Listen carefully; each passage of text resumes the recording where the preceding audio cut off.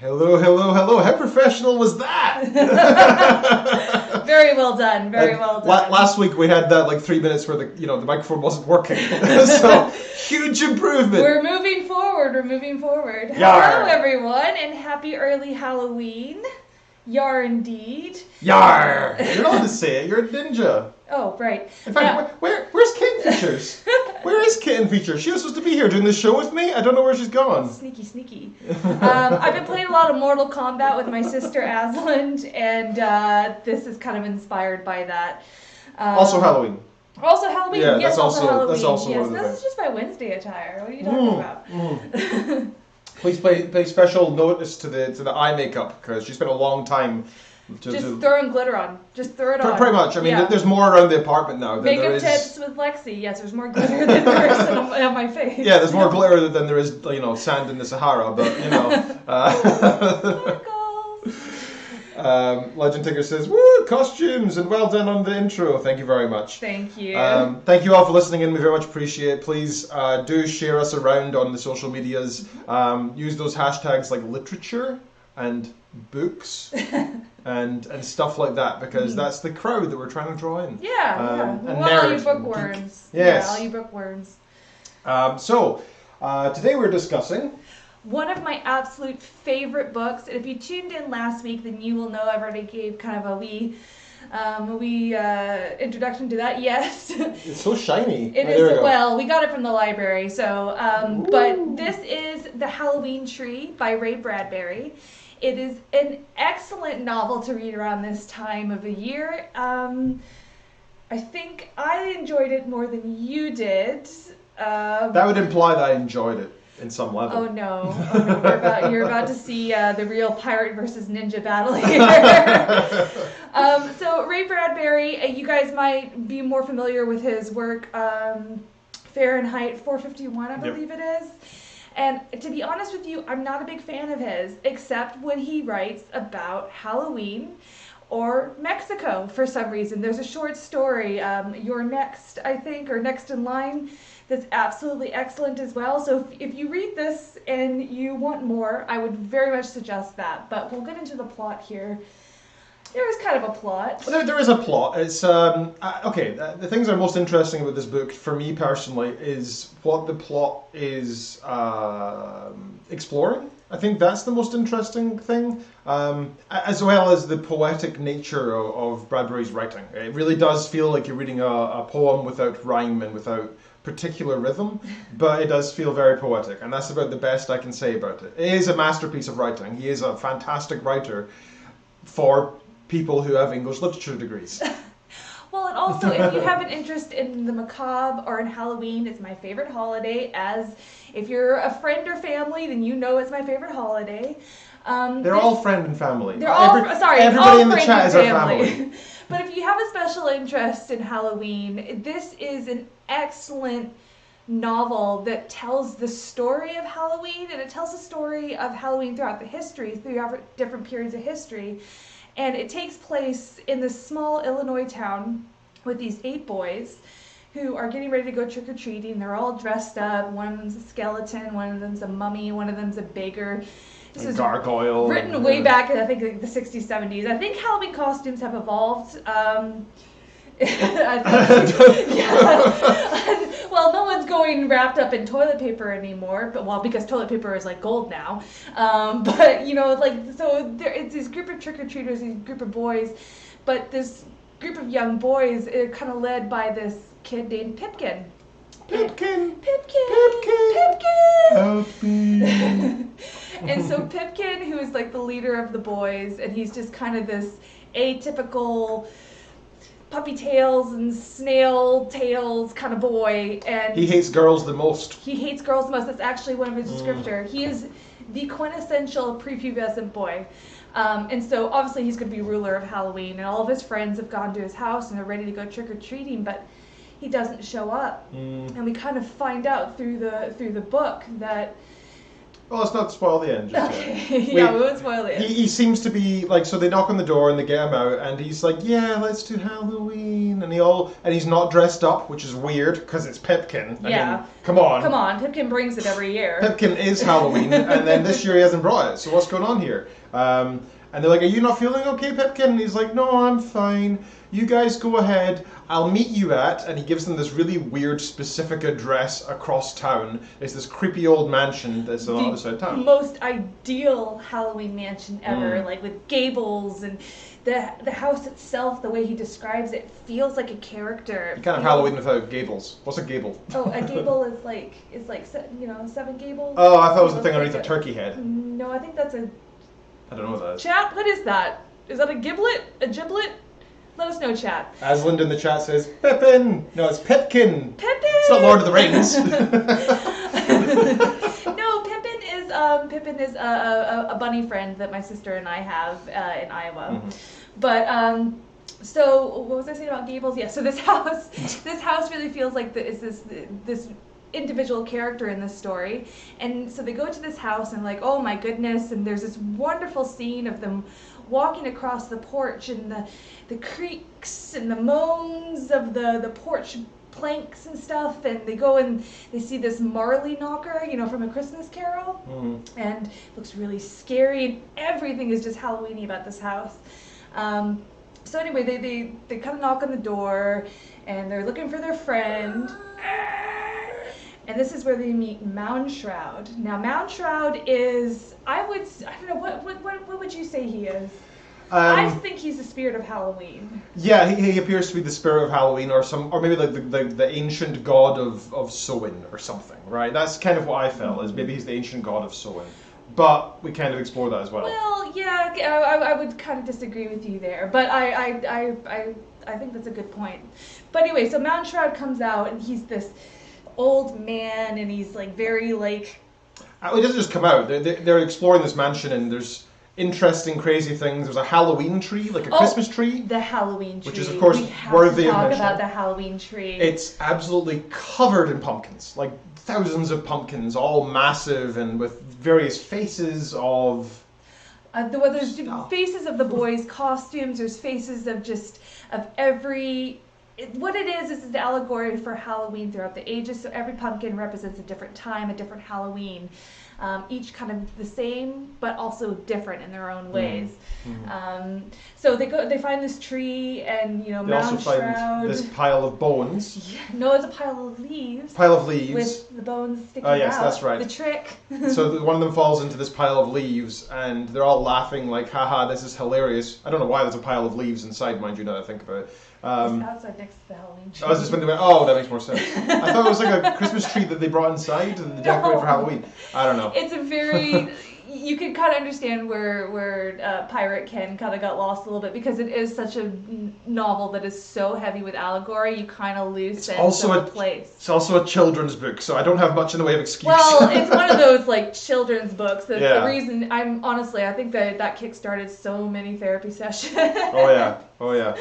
So he falls into this pile of leaves, and they're all laughing, and he realizes there's bones sticking out, and he starts to freak out, but then he realizes it's not just bones, and they start to stand up. It's actually Mound Shroud being all creepy. Playing a trick. So he's playing a trick, but he also wants to show them a treat. So there's this wonderful scene where they've all kind of agreed to go on this journey with him and chase after Pipkin, because they can see Pipkin across this ravine, and he seems really ghostly and faint, and they're like, oh, we gotta go to him, We gotta save Pipkin. We gotta save Pipkin. Mm-hmm. So that kind of sets us up for the framework of the story. It's an adventure story throughout the ages, chasing after their friend Pipkin. But there's this wonderful scene that it might be one of my favorites, and it's certainly, if you've ever seen the Emmy-nominated movie, written also by Ray Bradbury, because he wrote this book to be a movie. That. Yeah. Oh wow, okay. Yeah, it's fantastic. Hanna-Barbera. If the allegory and the poetry is a bit too much for you, the movie kind of makes it a bit more palatable and a bit more. I'll have to see it then. Yeah. Yeah, it's excellent. It's absolutely excellent. I think it's down to 99 cents for renting on Amazon if you want to give it a go. So they go to this barn, and there's all these like flyers from old circuses and things like that, and all the animals on the flyers, they kind of pull them together and make this giant kite, and off they fly. And what's the first time period that they visit? It's ancient Egypt, if I remember correctly. Egypt, yes. Now, what I love about this book is that it shows that there's this common thread linking us all together.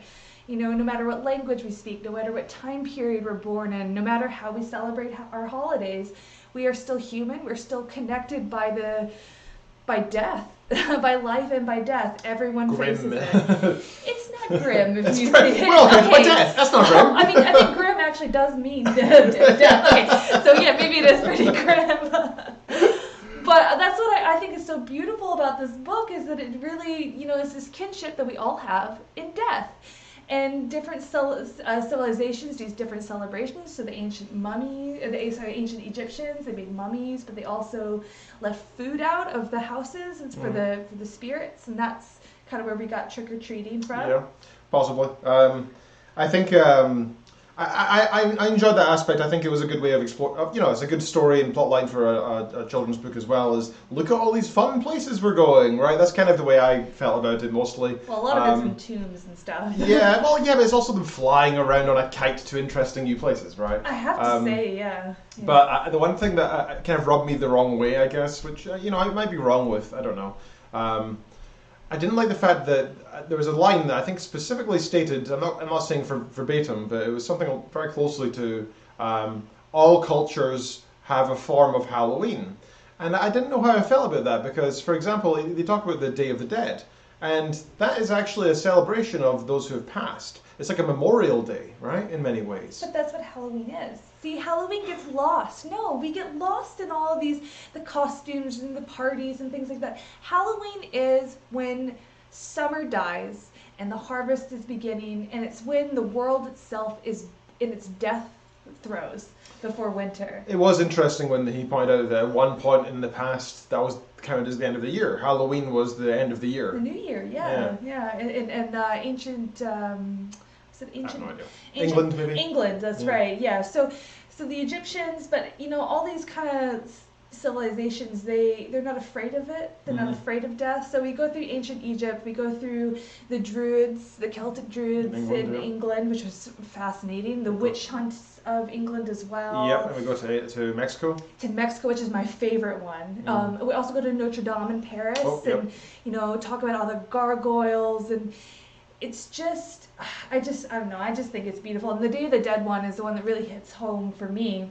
So we'll kind of skip to that one because that's the one I really want to talk about. Sure, go on, yeah. The Day of the Dead one it just makes you kind of longing, I guess, for celebrations of that kind of caliber, where death and the ones that have passed away, you don't forget them. You go to the graveyard, and there's nobody in the town. I think one of the lines was there was no one in the town because everyone was in the graveyard, and there's 1,000 candles lit. There was a candle for every grave. For every grave, and these sugar skulls, and it's all about having these family moments still with relatives with that your are ancestors. alive. Which is another thing actually in ancient Egypt, where where they're about to leave ancient Egypt, and they're talking about how they're taking one of the families is taking grandpa out of the closet and sitting him at the table so he can join in on the meal. Yeah, that's a thing.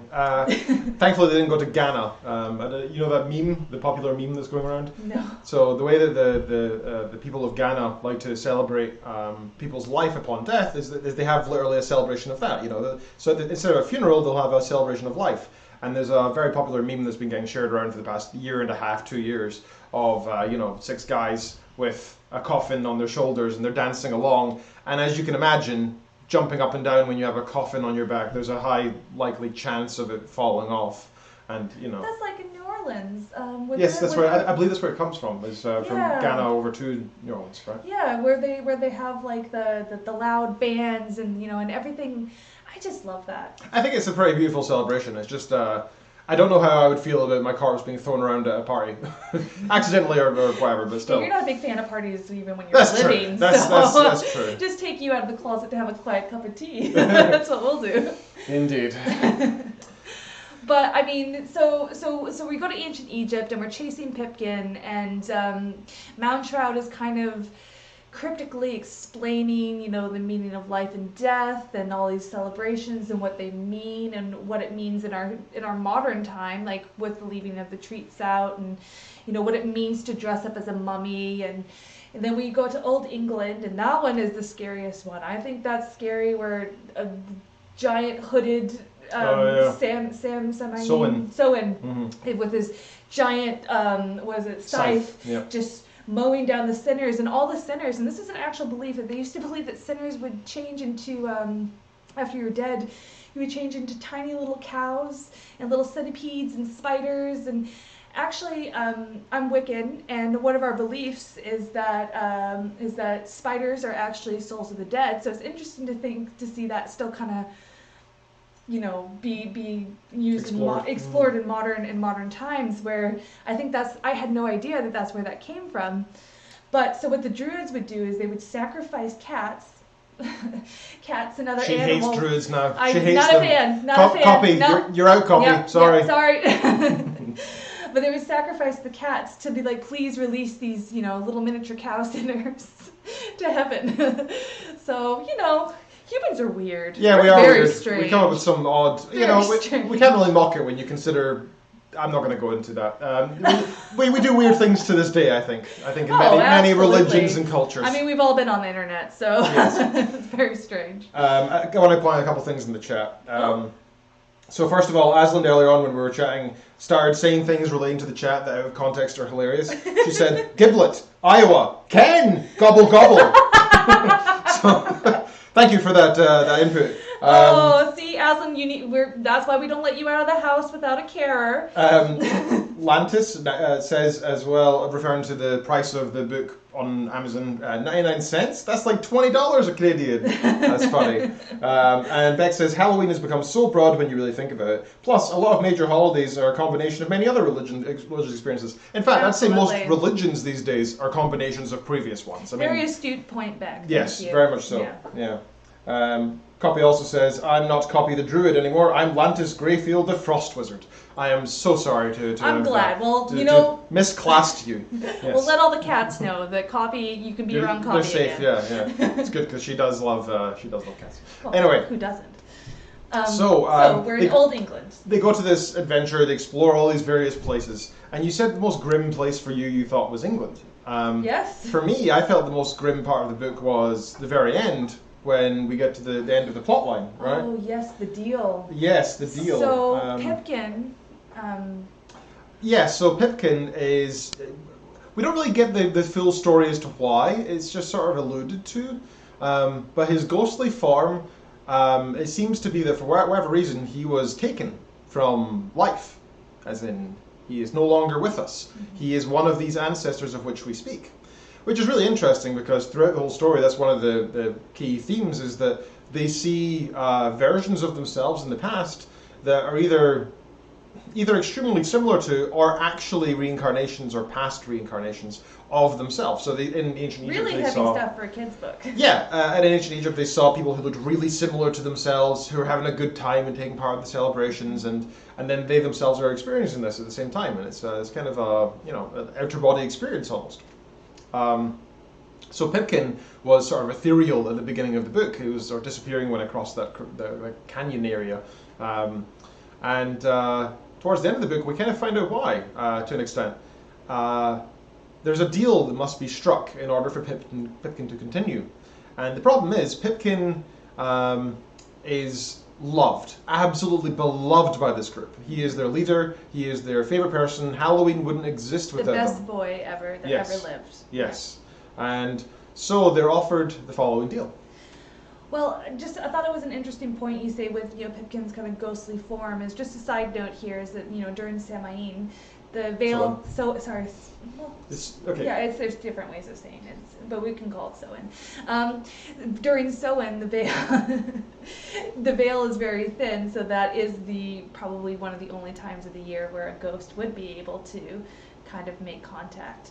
But so Mountain Shroud, after they go to Mexico and see this absolutely stunning celebration, and they follow this funeral procession into these tombs, which Ray Bradbury seems to have a fascination of this part of Mexican culture. There's a part of Mexican culture where if you can't pay the rent on your grave, they dig you up and they put you in this hall, and tourists come to pay and look at you.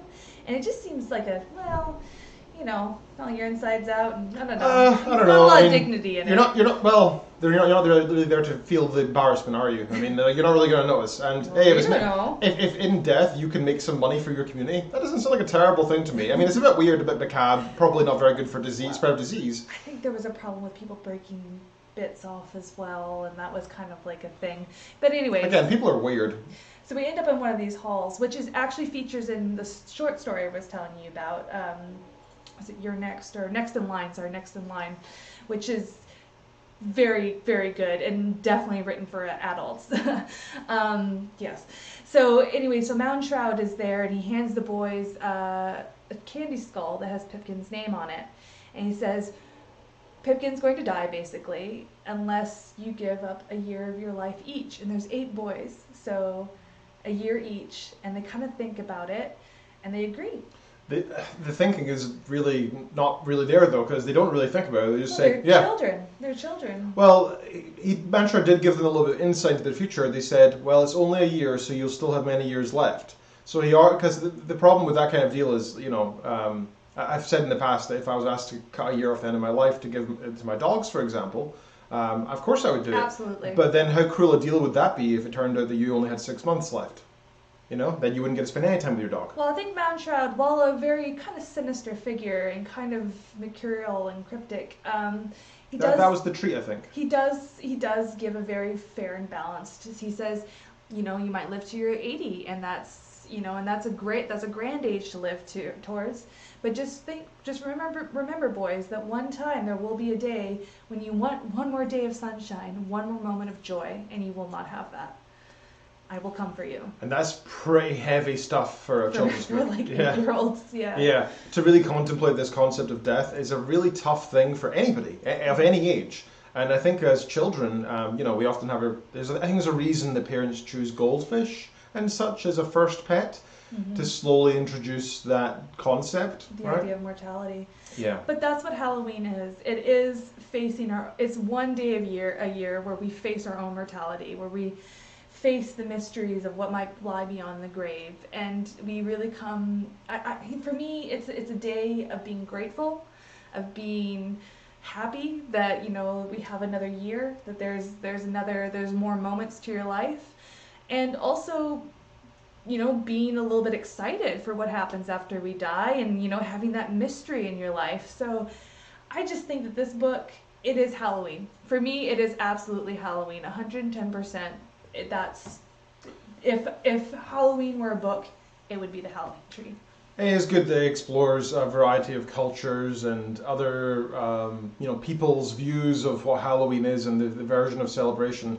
Again, I wasn't so comfortable with the use of saying all of them are Halloween. I think that's a bit too broad brush stroking. Well, Halloween as you understand it. Yeah. Everyone has a celebration. Every civilization has a celebration of death, or at least have considered the question of what happens to us. If you consider this as being written in the 60s, 70s for children in America, then it kind of makes sense that they would only be able to equate it to what they understand, which is Halloween. Mm-hmm. So when you say it's like how we have Halloween, that makes sense. I think if you said this as an adult, it'd be a little offensive. But no, I don't think it's a major thing. It's just one of those things. I think it's just a little like a too broad a stroke, I think. But I think that I agree that Halloween is something that is celebrated around the world in some form or another, or at least death is something that we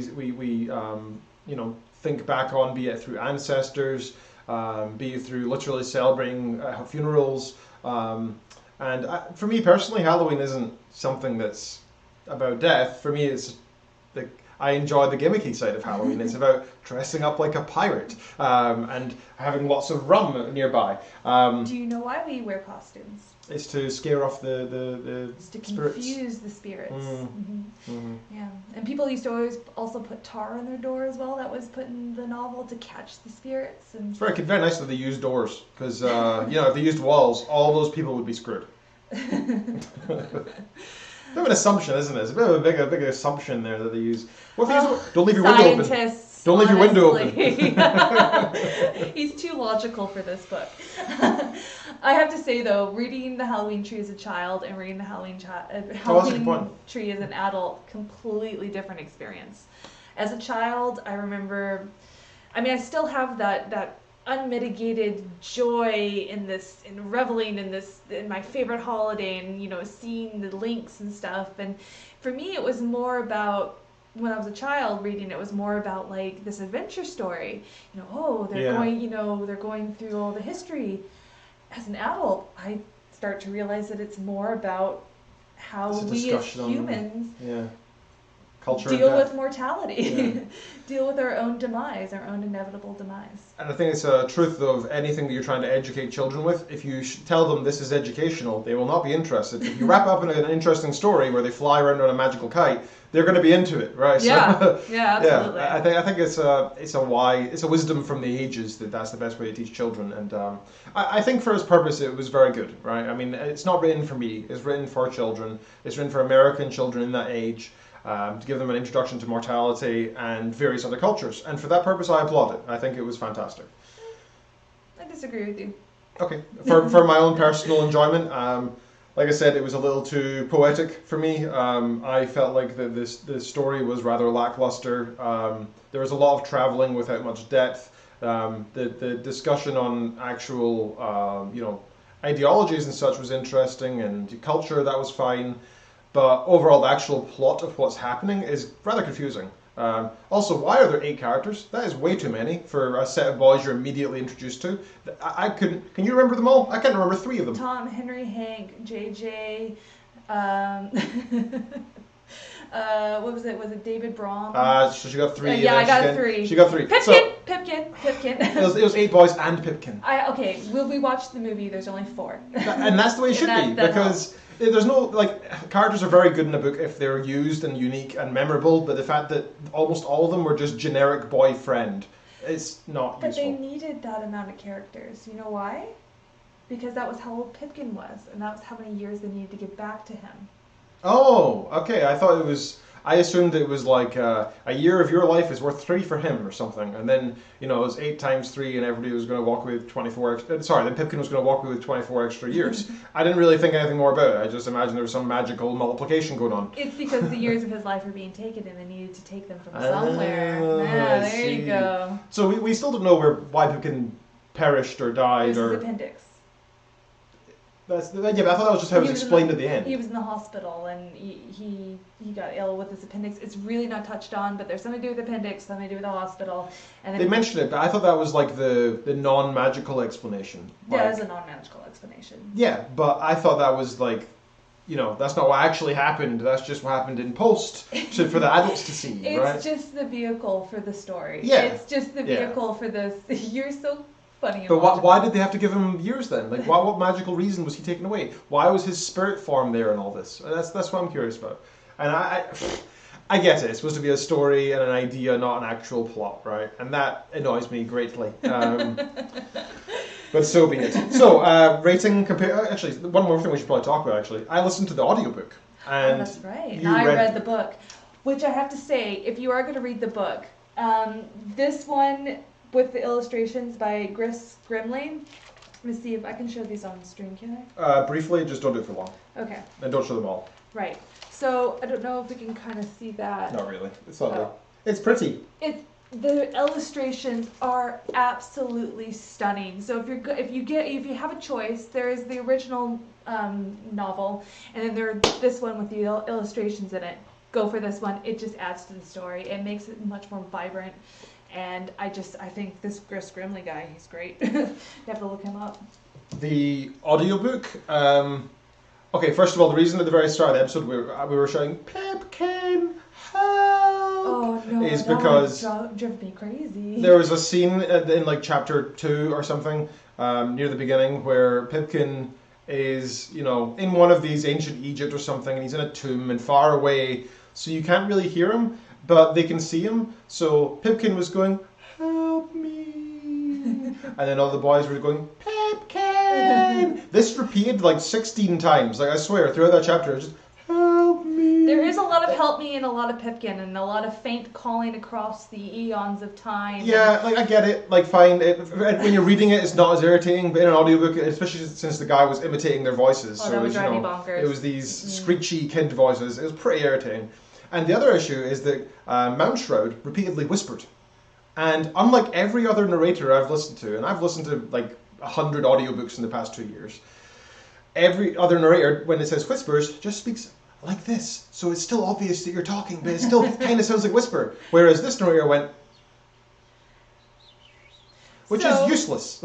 So I think if you have the choice, read the physical book. But Murder on the Orient Express, you should listen to that audiobook. That's like an example of good narration. But and to be honest, I rarely come across bad narration. And this guy was mostly fine. I could have put up with the Pipkins if he actually spoke normally during the whispering session, so I can actually hear the words. I find that hearing what is written is more important than hearing not hearing what it sounds like. Right? That's such a shame because Mountshroud in the movie is voiced by Spock. Oh wow! Yeah, and he's amazing, and he really brings the character to this gleefully cackling, grim delight. So I'm sorry that you had that experience with the audiobook. Beck wisely says that is, of course, a stage whisper, right? So it sounds like you're whispering, but you're not actually. You're very loud, right? That's exactly it. Yeah. And you'd think that an actor who is being paid to... Anyway, I'm not going to complain any further. So, ratings. Oh, for me, this is probably one of my top 10 favorite books. I've loved it. It's probably one of the first books that ever got me really interested in Halloween and my own belief system. So for me, it is a part of my soul. 20 out of 10. I feel bad going after that. As its purpose, written for children, it's a great book. I highly recommend it for kids. The language is somewhat sophisticated as well, which is good for them. I think it's not a bad thing. When we say kids, can we be like if you're going to let your kid read it, I would say maybe 8 and above, or maybe 10 and above.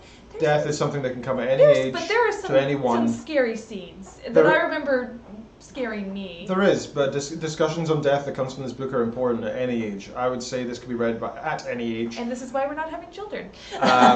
But should be discussed with a parent throughout to make sure they feel safe and understand all the elements within the book. So for my... Oh, I'm just trying to hold your hand. Oh, right, okay. So for my personal rating, I don't want to give it a number because I gave it 3 out of 5 on Goodreads. And that was out of respect for the abilities of Bradbury to write such beautiful poetry in written form that's not structured, right? In other words, it's not actually poetry, but it's beautifully written. However, I didn't enjoy it. I did not, partly because of the narrator, which didn't help, but the story itself just didn't appeal to me. I like to have a concise, clear understanding of the plot. I don't like to have it being highly abstract and hinted at. I want it to be detailed to me. Maybe it's my scientific mind. I was about to say, I think this is a really interesting look into our different personalities. Our psyches, yeah. Yeah, I like the subtle hint. I like the emotional side. I don't like things to be too technical and too spelled out for me. I like to have metaphor and allegory kind of take me on a journey. Yeah. So that's good. Yeah. We have started up a Goodreads community. Check out our Twitter for links to it. We'll put it there afterwards. Be sure to drop in there, join. If you don't have a Goodreads account, it's free. And the cool thing is you can track what books you're reading. And if you're part of our community, you can see which book we're doing next as well. We'll also put a post now to explain that. It's like Facebook for book lovers. Yes. Yep. Except better than Facebook. Except, it's really old though, so it does have like an old school interface, but it's fine. It's got an app now as well, so you can get on Android and iOS. Also, you can email on the show, vtwshowx@gmail.com. Please do so. You can tweet us, and that's vtwshowx on Twitter. You can subscribe and follow us on Reddit, reddit.com/r/showx. You can support us on patreon.com/showx. And directly above us, up here, this thing here, there's a URL. Oh, there's one there. There it is. Oh. Yep. That URL is... we're sponsored by Audible, so if you go and click that link, if you don't have an Audible already, you'll get a free book. If it's not for you, you can just read that book, then cancel it. You've got a month to cancel. In fact, you can sign up, then immediately cancel if you so please, if you're not pleased with the idea of paying that much money. I think it's like $12 a month. And the book is yours forever to keep, isn't it? Yep, it's forever in your library, so you can listen to it whenever you wish. But you get that one free credit. And the cool thing is a credit means of any price. So you can get a book, for example, there's some books on there that are, the 12 audiobooks from the best 12 books from the 18th century or whatever. And you can get 12 books for one credit, right? Nice. So, make the most of it. There's also a Halloween sale up there you can check out. But if you do that all through our link, and if you do actually end up paying money towards it, we get a very small, 5-cent kickback. And every little helps. So if you want to, go read, know that it's not really actually helping us that much. It's mostly because you get a free audiobook. And if audiobooks aren't your thing, like we always say, check out your local library. It is the backbone of every society.